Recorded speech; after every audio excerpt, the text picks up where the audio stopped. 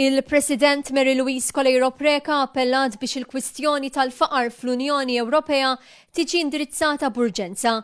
F'konferenza organizzata b'kollaborazzjoni mal-Presidenza Maltija tal-Kunsill tal-Unjoni Ewropea, il-President osservat li n-nisa huma l-aktar esposti għal vulnerabilità tal-faqar u l-esklużjoni.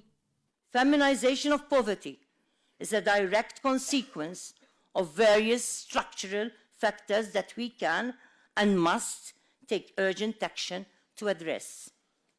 Il-President fakret li skont statistika tal-Eurostat kważi 119 miljun persuna, jiġifieri 23.7% tal-popolazzjoni tal-Istati membri tal-Unjoni Ewropea qed jgħixu f'riskju ta' faqar jew esklużjoni soċjali.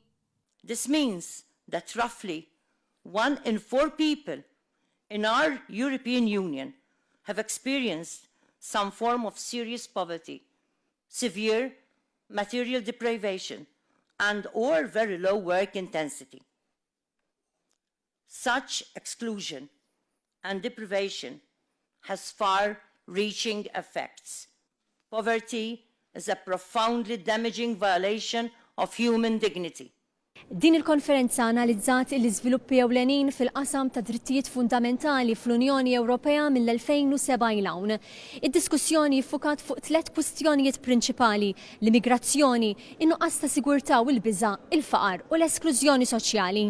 Il-President appellat biex fit-tieni diċenju tal-Aġenzija tal-Unjoni Ewropea Drittijiet Fundamentali isir sforz biex jintemm il-faqar u l-inugwaljanzi fih dan l-Unjoni Ewropea bil-għan li kulħadd tigawdi mid-drittijiet u libertajiet universali.